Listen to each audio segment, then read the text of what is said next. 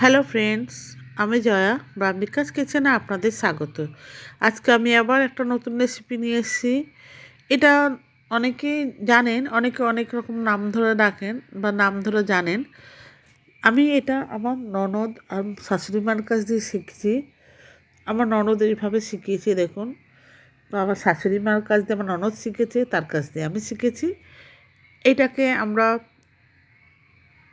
কচু বলি, কিন্তু কচুটা অনেক অনেক রকম নাম ধরে মানে বলে ডাকেন। আপনারা কে কী বলে ডাকেন সেটা আমাকে কমেন্টস বক্সে জানাবেন।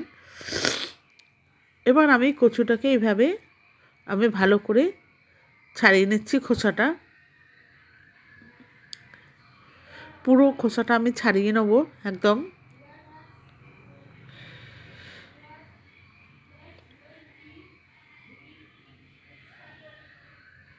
ছুরি দিয়ে ভালো করে খোসা ছাড়িয়ে নিচ্ছি।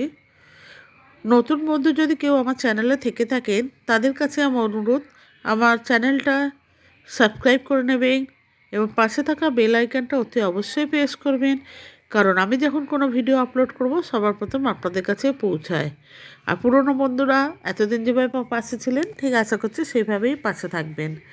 নতুন পুরনো উভয় বন্ধুকে আমার ভালোবাসা, আর উভয়কে আমি বলছি, একটা রিকোয়েস্ট করছি বা অনুরোধও করছি বলতে পারেন। আমি আপনাদের কাছে বলছি, আপনারা কেউ স্কিপ করে দেখবেন না। যদি স্কিপ করে দেখলে কিচ্ছু বুঝতেও পারবেন না, আর রান্নাও করতে পারবেন না। এটা ভালোভাবে দেখুন, আশা করছি বুঝতেও পারবেন। আর এইভাবে রান্না করলে বড় থেকে ছোট সবাই এক থালা গরম ভাত খেয়ে নেবে। যাই হোক, কচু খোসাটা ছাড়ানো হয়ে গেছে। এবার আমি আলু পোস্তর মতো এরকম ছোটো ছোটো করে টুকরো করে কেটে নিচ্ছি।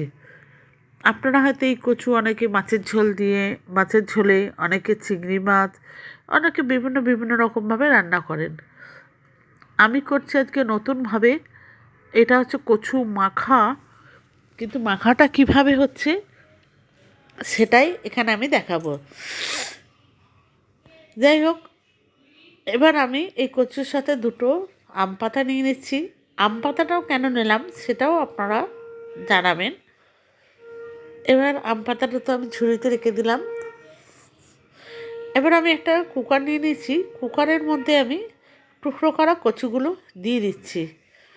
মাখাটো বটে, কিন্তু আমি কিন্তু হাতে মাখবো না, বা কোনো মিক্সার গ্রাইন্ডার বা ডাল কাটা সাহায্যে হতে পারে, কিন্তু কোনো মানে মিক্সার গ্রাইন্ডার বা হাতে মানে চটকে মাখা, সেসব মাখা কিন্তু নয়। যাই হোক, আপনারা ভিডিওটা পুরোটা দেখুন, তাহলেই বুঝতে পারবেন। এবার এখানে আমি জল দিয়ে দিলাম। দিয়ে আমি এখানে এবার আম পাতার টুকরোগুলো, আম পাতাটাও টুকরো করে এর মধ্যে দিয়ে দেবো।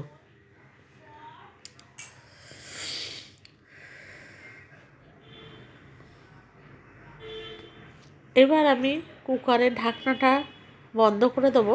আম পাতার টুকরোগুলো দিয়ে, সব আম পাতাগুলো টুকরো করে দিয়ে দিচ্ছি। দিয়ে এবারে আমি কুকারটাকে ভালো করে বন্ধ করে দিচ্ছি। এবার আমি একটা হাফ পিস মাছের মাথা নিয়েছি। মাছের মাথাটা কেন লাগবে সেটা ভিডিওটা না দেখলে বুঝতে পারবেন না, সেই জন্য বারবার বলছি ভিডিওটা স্কিপ না করে দেখুন, আশা করছি বুঝতে পারবেন। এবং মাছের মাথাটা ধুয়ে ভালো করে নুন হলুদ মাখিয়ে নিচ্ছি।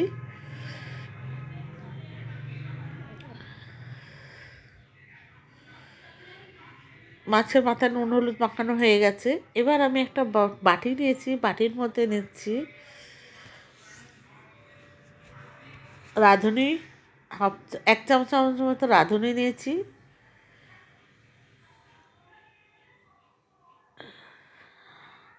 আর 3টে কাঁচা লঙ্কা নিয়েছি। 3টের মতো শুকনো লঙ্কা নেব। শুকনো লঙ্কাও নিয়েছি 3টের মতো। আপনারা ঝালটা বাড়িয়ে কমিয়ে আপনাদের মতো নেবেন। আর একটু হাফ চামচের মতো জিরে গুঁড়ো নিয়েছি। আপনারা গোটা জিরে ইউজ করতে পারেন, আমি এখানে গুঁড়ো জিরেটাই ইউজ করেছি। আর এবারে আমি ওভেনের মধ্যে কুকারটা বসিয়ে দিলাম কচুটা সিদ্ধ করার জন্য। 2টো সিটি দিয়ে আমি কচুটা সিদ্ধ করে নেব। এবার কড়াই বসিয়ে দিয়েছি ওভেনে।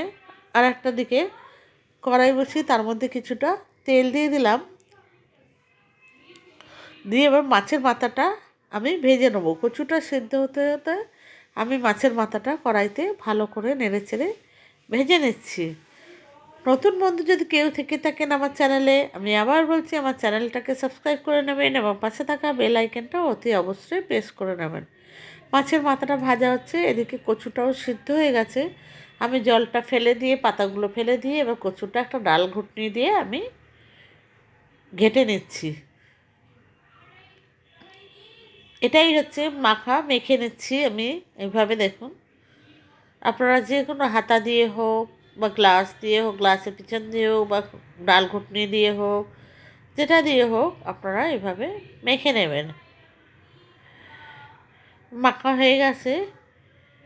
এবার আমি কড়াইতে যে মাছটা বসিয়েছিলাম সে মাছটাও ভাজা হয়ে গেছে। মাছটা আমি তুলে নিচ্ছি একটা পাত্রে।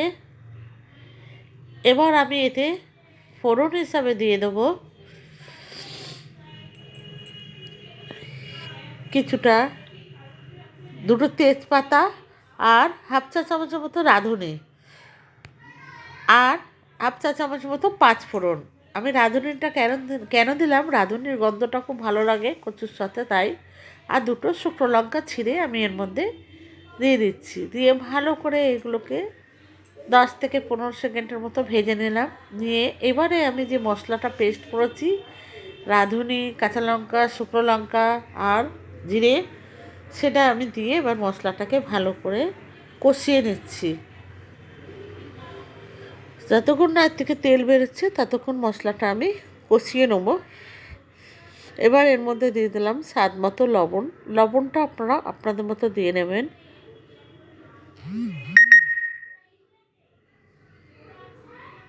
ভালো করে দিয়ে দিচ্ছি। এবার দিয়েছি হলুদ গুঁড়ো, দিয়ে ভালো করে আবার কষিয়ে নিচ্ছি। এবার আমি মাছটাকে দিয়ে দিলাম।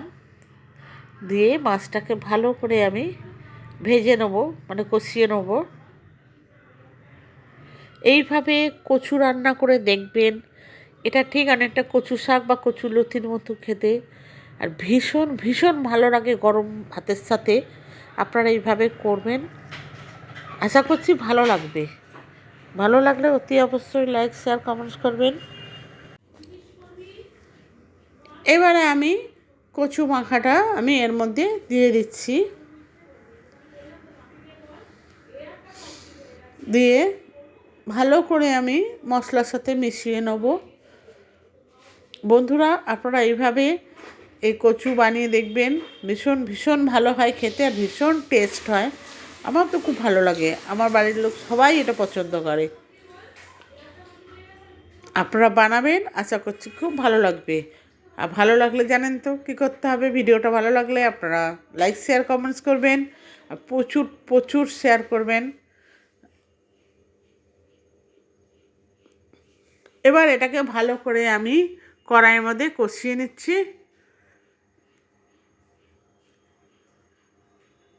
আমি এর মধ্যে অল্প একটু চিনি দিয়েছি স্বাদটা বাড়ানোর জন্য।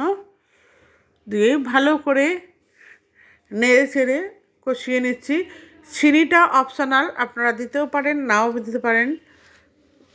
এবার এতে দিয়ে দিলাম হাফ চা চামচ মতো গরম মশলা আর হাফ চা চামচ মতো ঘি।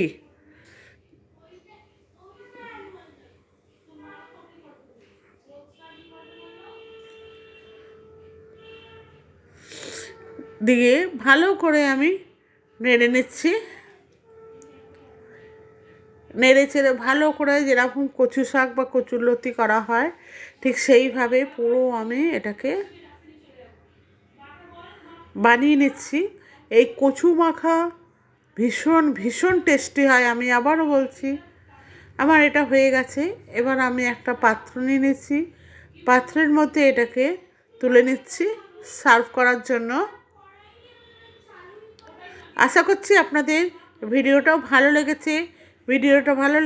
তাহলে একটু লাইক, শেয়ার, কমেন্টস করে দেবেন। এটা রিকোয়েস্ট।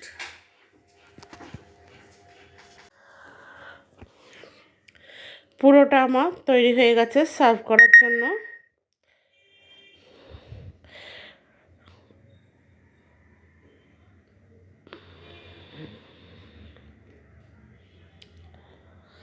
আশা করছি আপনাদের ভালো লেগেছে। ভালো লাগলে অতি অবশ্যই লাইক শেয়ার কমেন্টস করবেন এবং আমার পাশে থাকবেন। ভিডিওটি শেষ পর্যন্ত দেখার জন্য ধন্যবাদ। আবার আসবো অন্য একটা রেসিপি নিয়ে।